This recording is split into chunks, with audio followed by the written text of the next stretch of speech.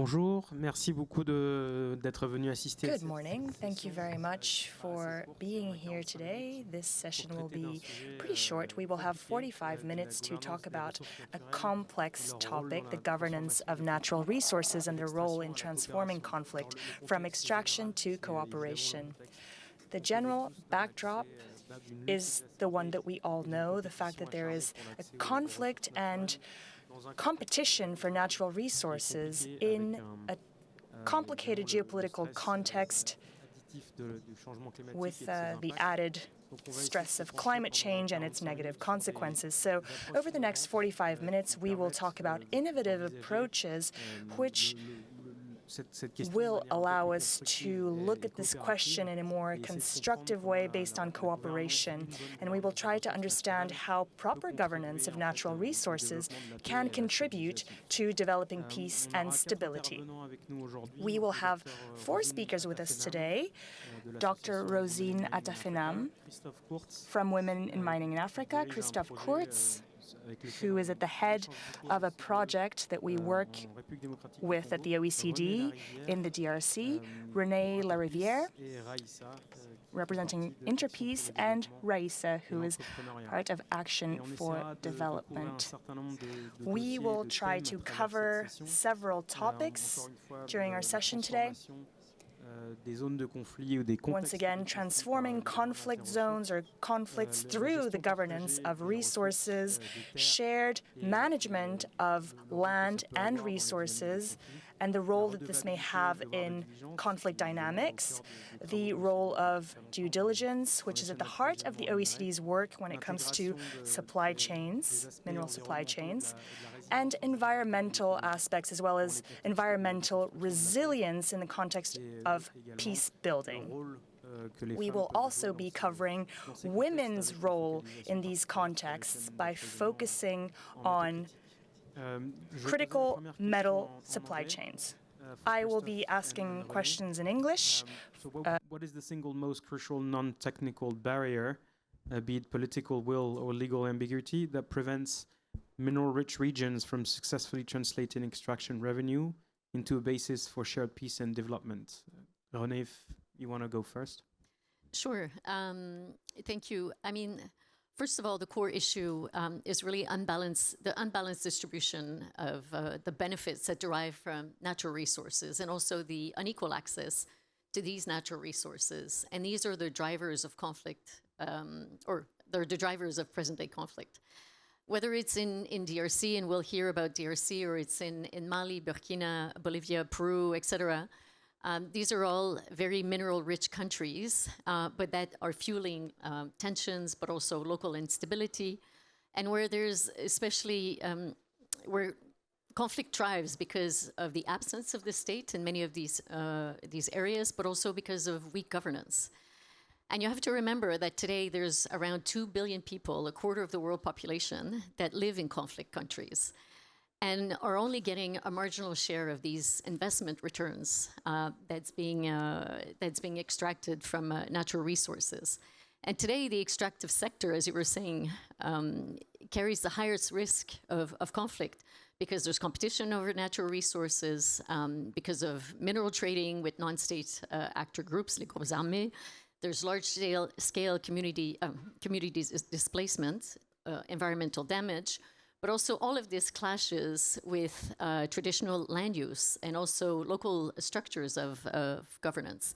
At an Interpeace, for a decade now, we've developed what we call a peace-responsive approach. And what that means, essentially, is that peace can be built by everybody, by you in the audience, but not just by peace builders or the development actors, but also the private sector. And for us, in the context of this discussion, this means bringing tools that bridge the economic and social gaps. It means us at Interpeace, we actually work with development banks, but also investors, on how to engage differently in conflict areas, but also how to approach risk differently. Because a lot of these investors, or the private sector, remember, they're not set up or designed to work in conflict or know how to mitigate conflict, or also responsible for good governance of states. And so what we try and do is really bring a peace-building lens within the development and financial sectors. Thank you very much. That's actually really interesting. The OECD is supporting an initiative called the Global Investor Commission for Mining 2030 that has a sub-working group focusing on conflict and mining along the lines of and trying to achieve what you're talking about. So what's the role of investors? What's the role of companies that they support? So that's very relevant actually for us. Christof? Thank you very much, Louis, and thank you for including us in this panel. So I represent a project that's called the Madini Project that intervenes in Eastern Congo. So I'll speak to the context of the Congo in Eastern Congo. And obviously in a place like Eastern Congo, and I think Renée already mentioned some of those elements, the stakes are really stacked against local communities using, capturing mining revenue and using mining revenue for development and for peace building. The power structures are with traders, are with international markets, are with those that hold the finances that invest in mining, with those that have political connections. So I think in the DRC, the greatest obstacles are really a weak governance capacity overall, and sometimes the lack of political will to apply the law as it should be applied. Many actors criticize that there is no clear, there's kind of a broad vision in the DRC for developing the mining sector, but there is no detailed strategy for the artisanal mining sector. So while artisanal miners are supposed to get from small-scale mining to small industrial mining or to transformation, there's no clear investments and no clear strategy about how to get there. Admittedly, Congo is a very large country, so scale and government capacity is a real issue. But also there's lots of people in positions of influence, traders, some political leaders as well that are involved in the artisanal mining economy. So applying the law is not always in their interest. Our project as well tries to offer local solutions.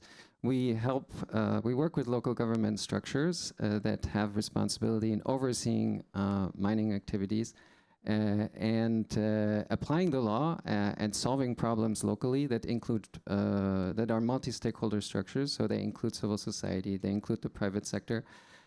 And we found in areas where there is weak government capacity that those are useful mechanisms to resolve problems pragmatically, but to also hold the government at the local level to account to a certain degree.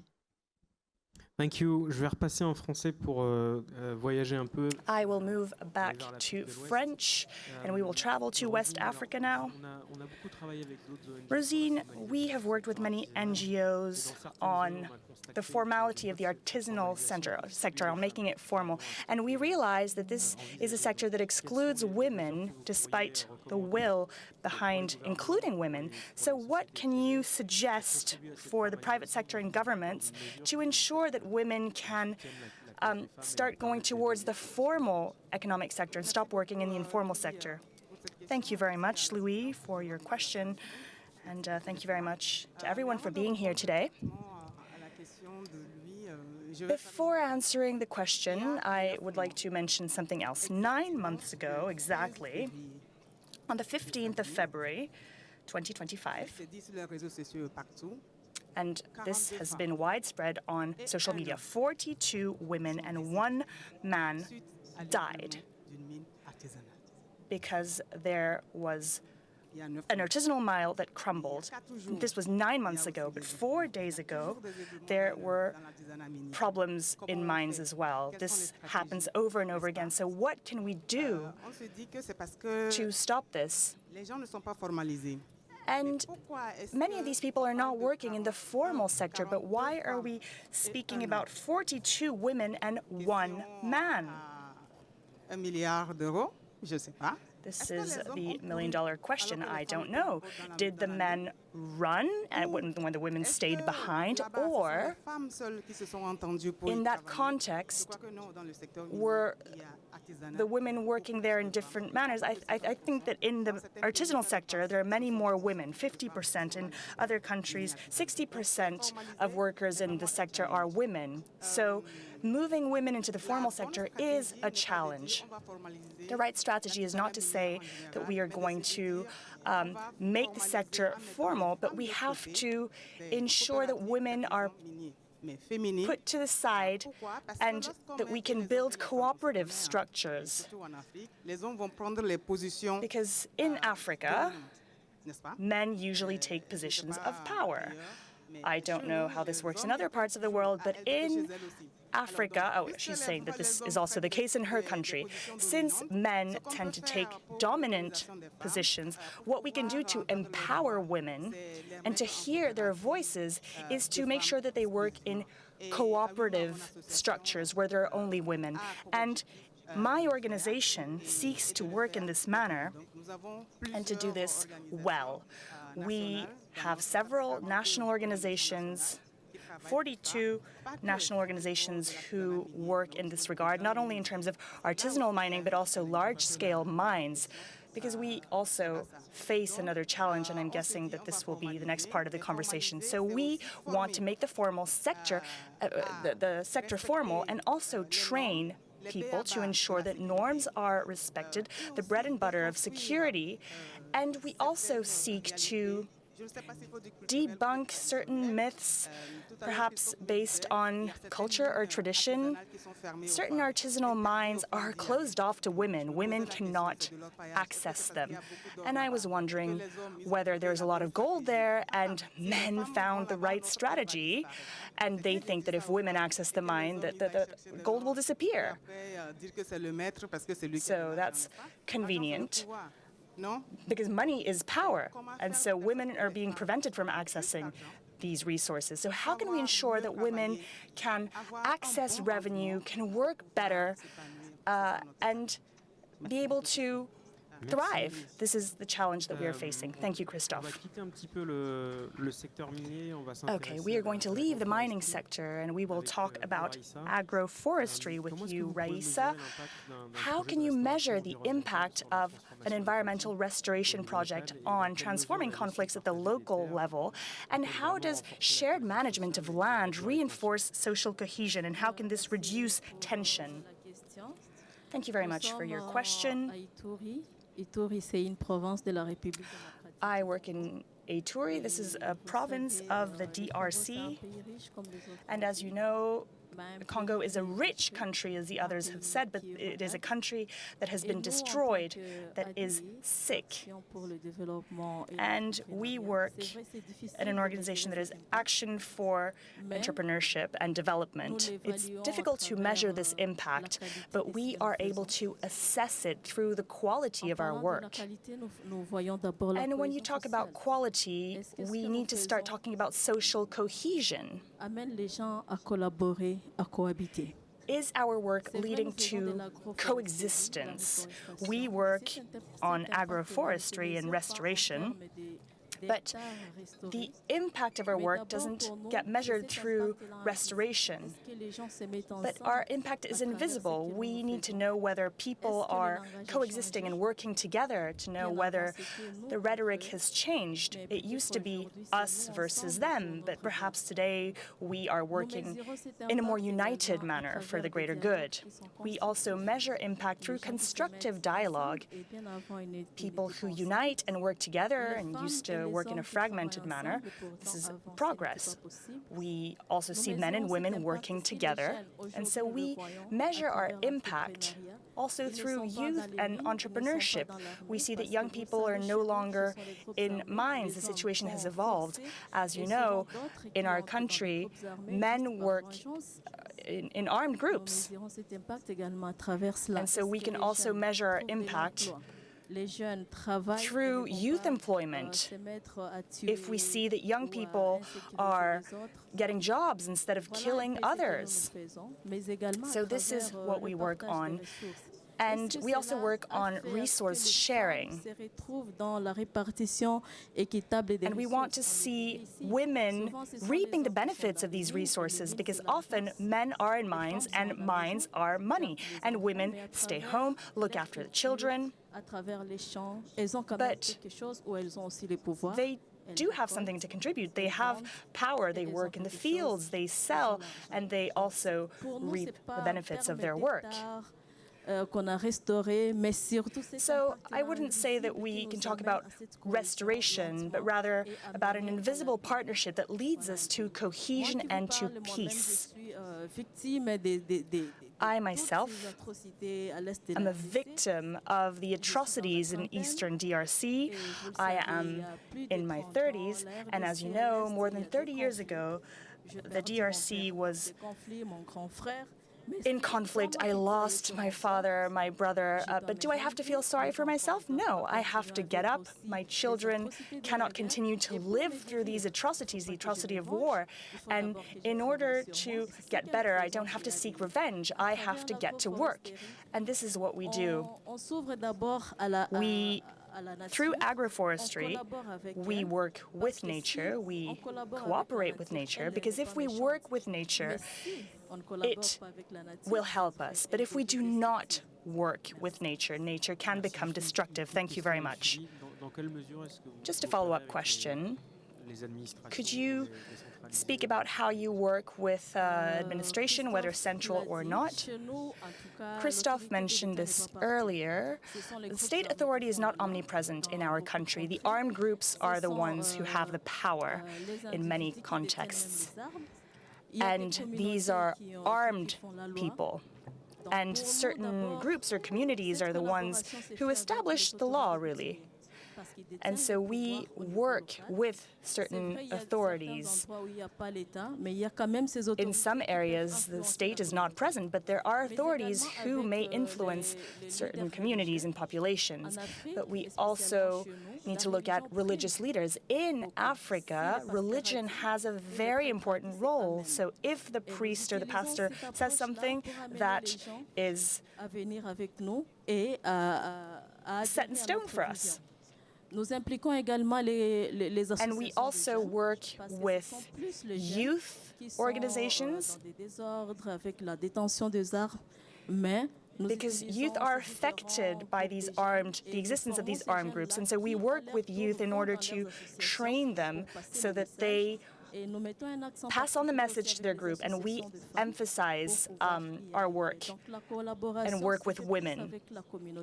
So cooperation happens more at a community level, and our project must integrate local development plans to get to where we want to get.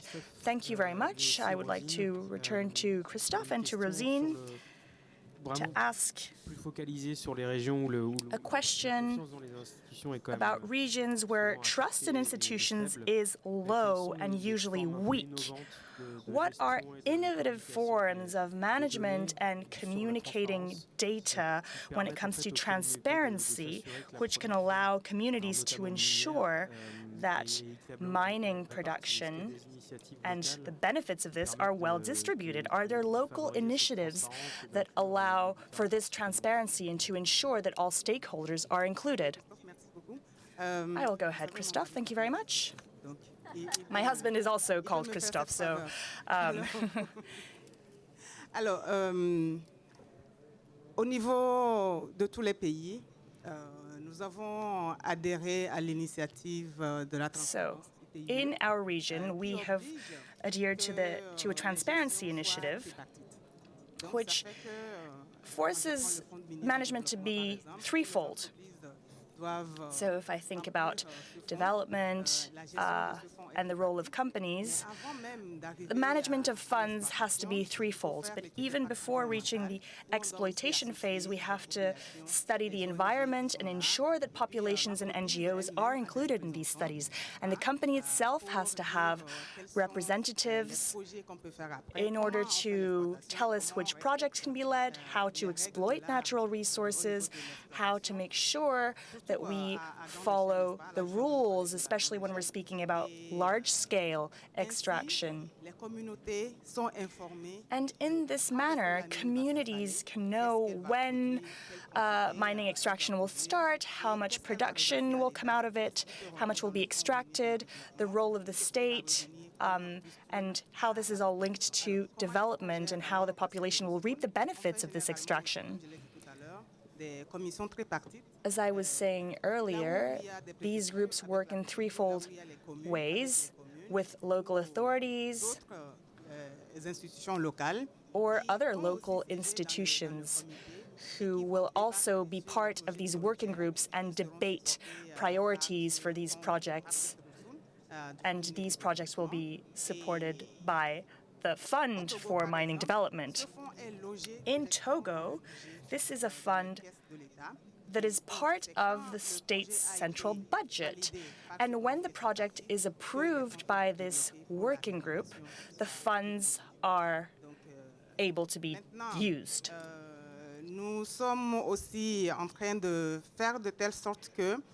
We are also ensuring that these projects are inclusive to ensure that women and marginalized groups can benefit from this work.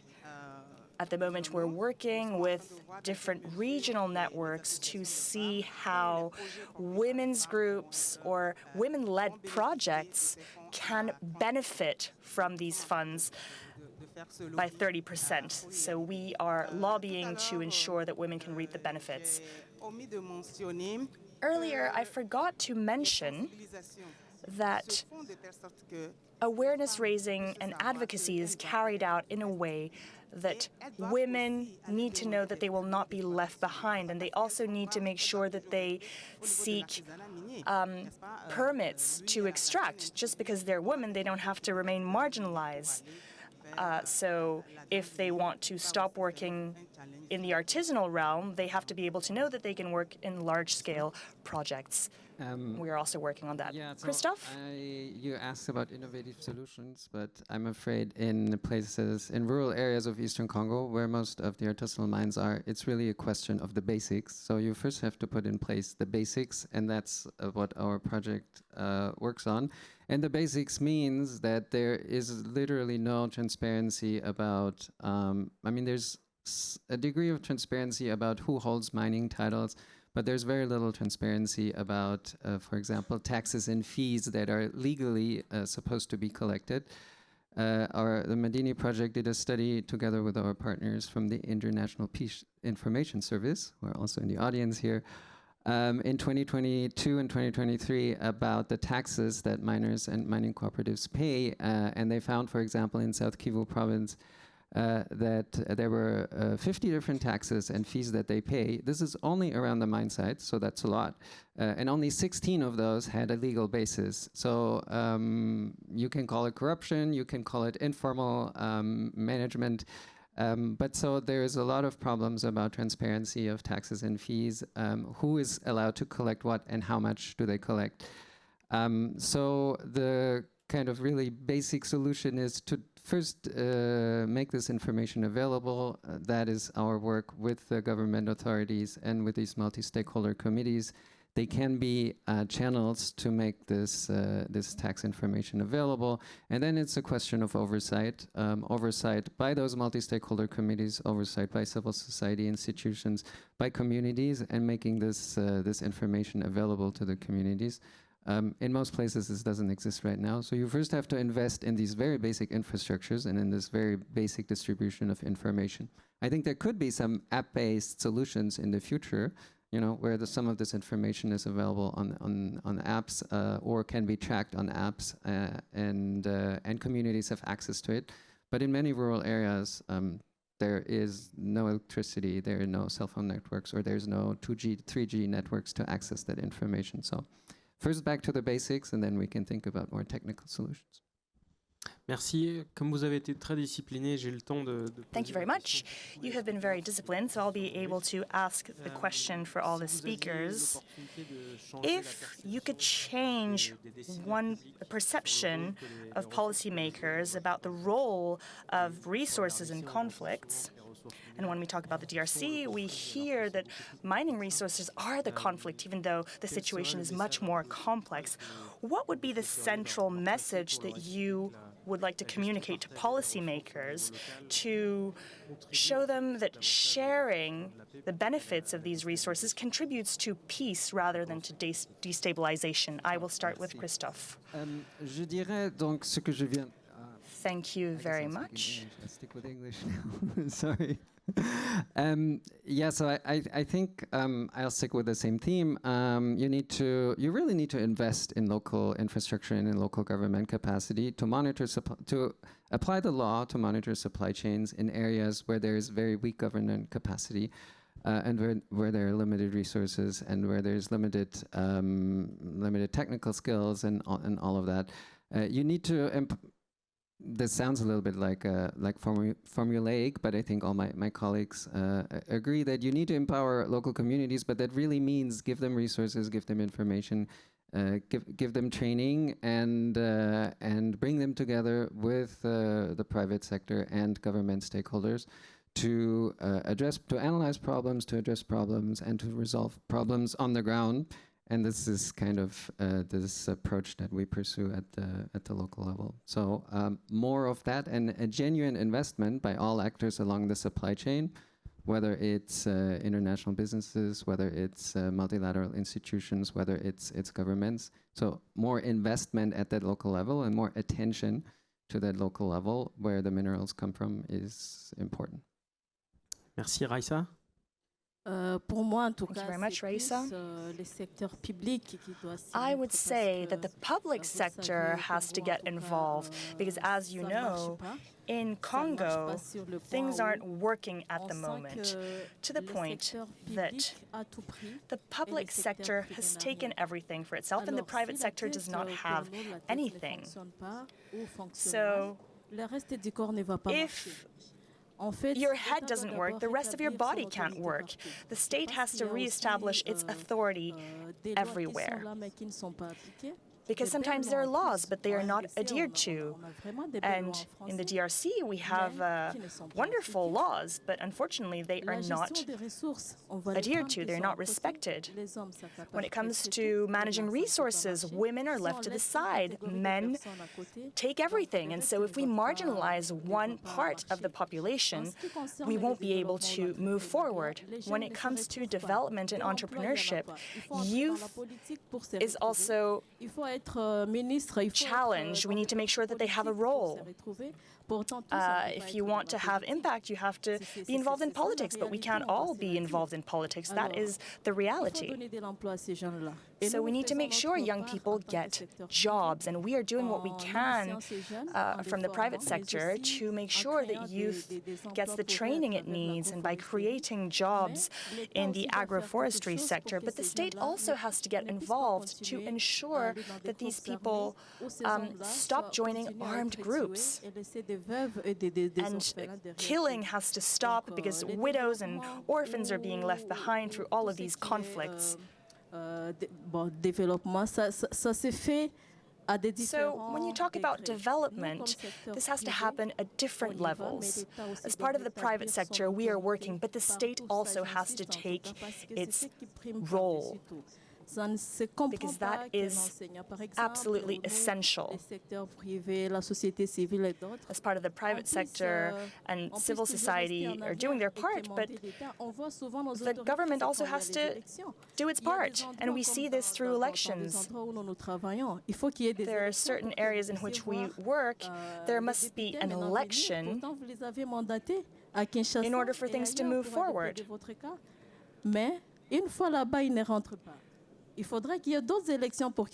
But elections need to be held in order for things to move forward, and this really isn't a very efficient way of working.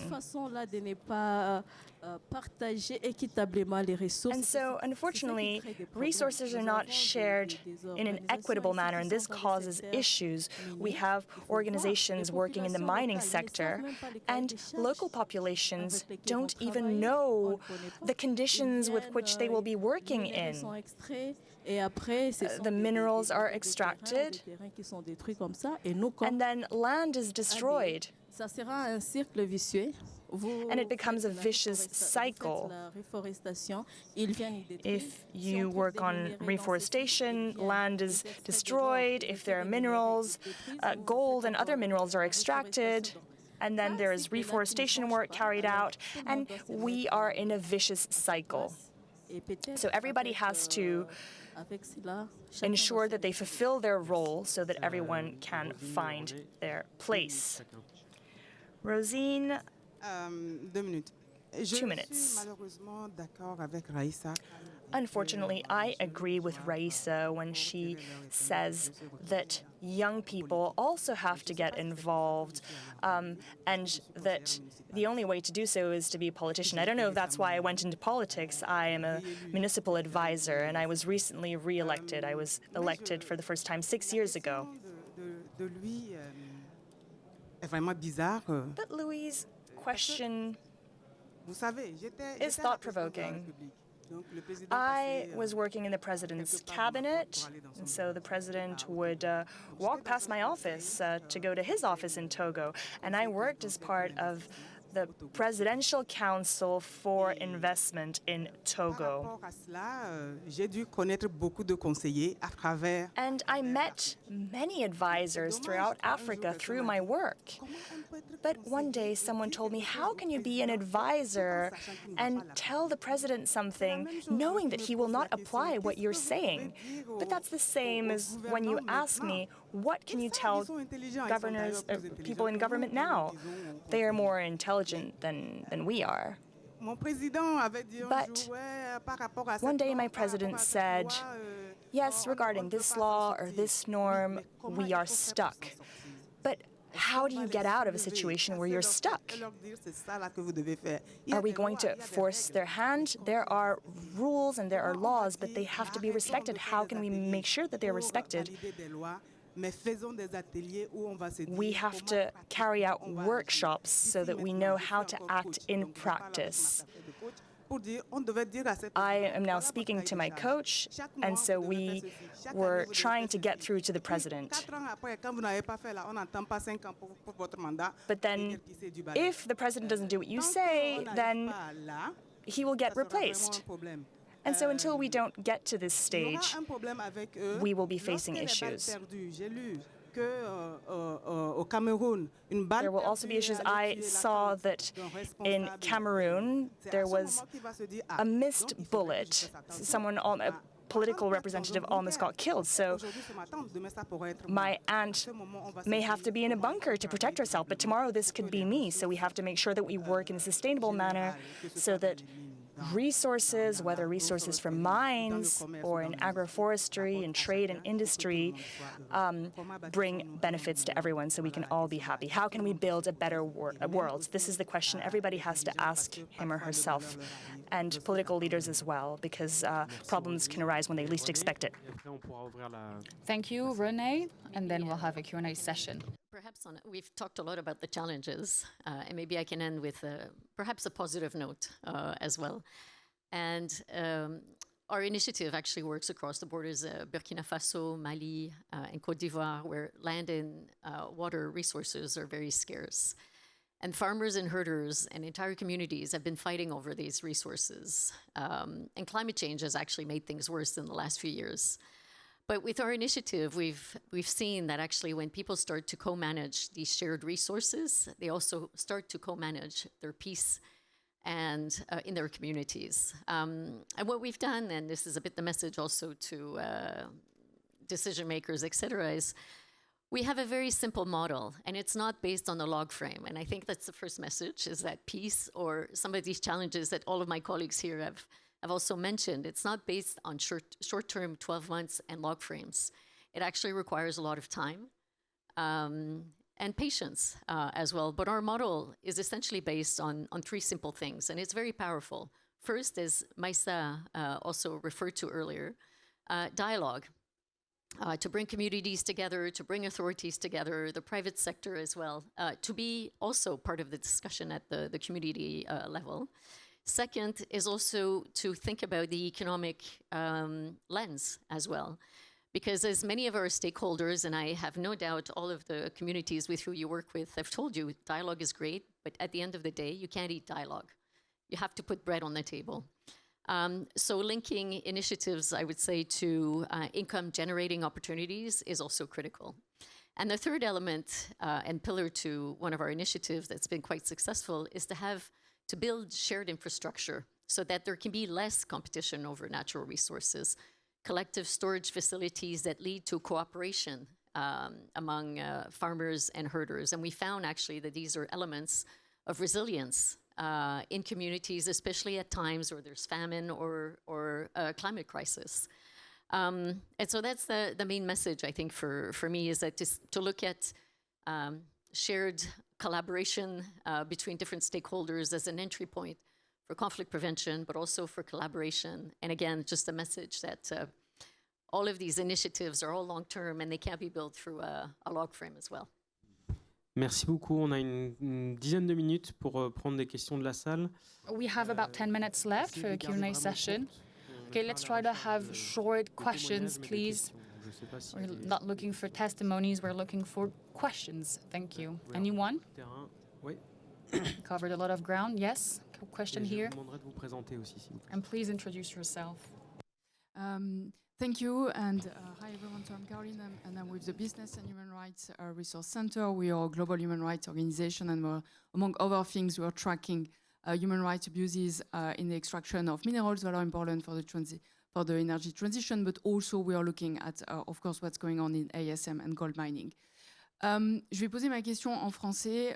Ma question est adressée à tous les panélistes, mais particulièrement à Rosine. I have a question for all panelists. En fait, nous, une des choses qu'on regarde aussi, c'est la responsabilité. So one of the things that we look at is actually the responsibility of end users who buy these ores, namely in areas where you have conflicts, where people cannot benefit from their rights. So now what are your expectations? What are the messages you'd like to convey for these end companies, end users, companies who actually depend from supply chains, where again you have conflicts and where you actually work, and what do you expect from these players? Thank you very much. I don't see any other raised hand, so we can get started maybe with this first question. On va commencer comme ça, je pense que ce sera bien. Okay, let's do it this way first. J'y vais là? Oui. D'accord. Okay, me first. Thank you very much. Comme tout à l'heure, je le disais, il y a Well, vraiment it circles des back to what lois I qu'on said suit, earlier. I mean, we're not all abide by our laws. There are processes. We know that, yes, we are supposed to follow up on the traceability of gold and diamonds. D'où est-ce que ça vient? Comment est-ce But que where does it come from? How do we produce it? Can we make sure that those producing it can benefit from the production? How much was it paid there? How much was it paid over here? And based on that, you are able to say whether or not the company is a responsible one. But once again, does everyone benefit from that? Is it really relevant to actually say that you're a responsible company? Yes, there are labels. Many companies have labels. This is put online, on their websites, on social media accounts.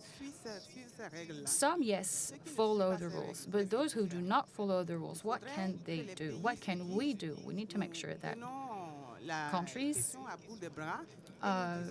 act. We need to have actions implemented.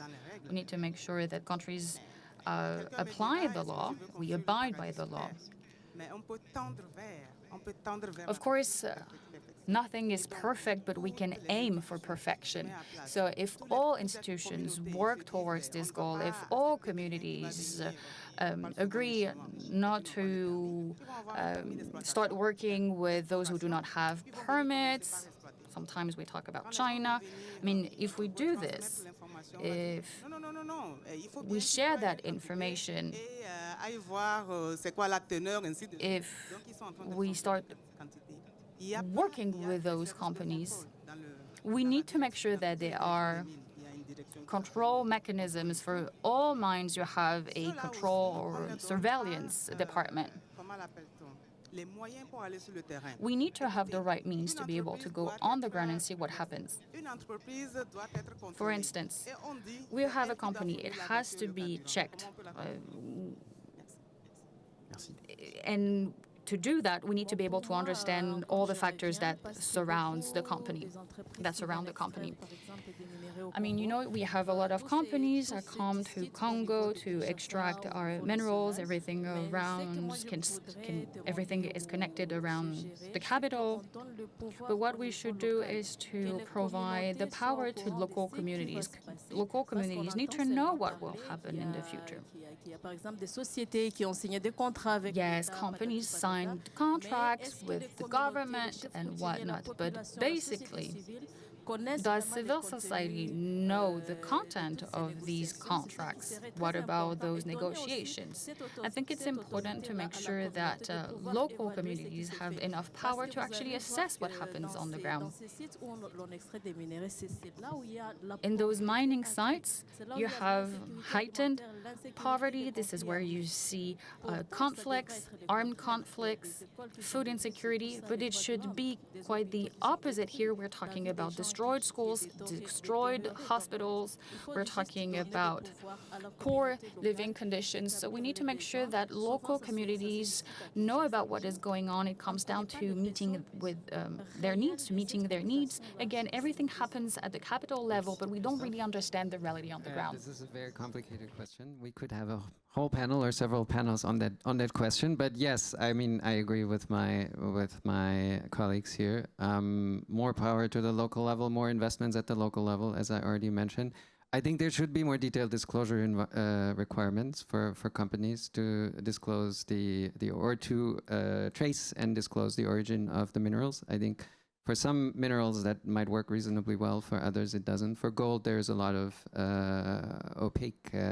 opacity still, or I think there are lots of leaks in the system between the supply chain from the Congo to Western countries. So you really have to work at all links of the chain of the supply chain to improve that. Merci, j'en profite pour rappeler que c'est effectivement le Thank you very much. This is basically what the OECD does with all the regional partners, but also the international partners, and we're about to get back to that in a moment. We have another question. Bonjour. I was going to follow up on that. Thank you so much for the very insightful talks. It's an honor to be here. I'm a student at Sciences Po. And my question regards what has been raised throughout the talks from Rosine and Raissa on the gendered aspect, which I minor in. And this one is more, my question is focused to Renée. I thought very interesting pillars you were working in. And the first one, namely dialogue that you mentioned, I was wondering if it comes with a more gendered lens, as this gendered aspect was being very emphasized, and I would love to hear more about it. Thank you. Yes, indeed. And of course, gender is across all of our programs, but in a lot of contexts, when women and men are together, and my colleagues again will attest to this, and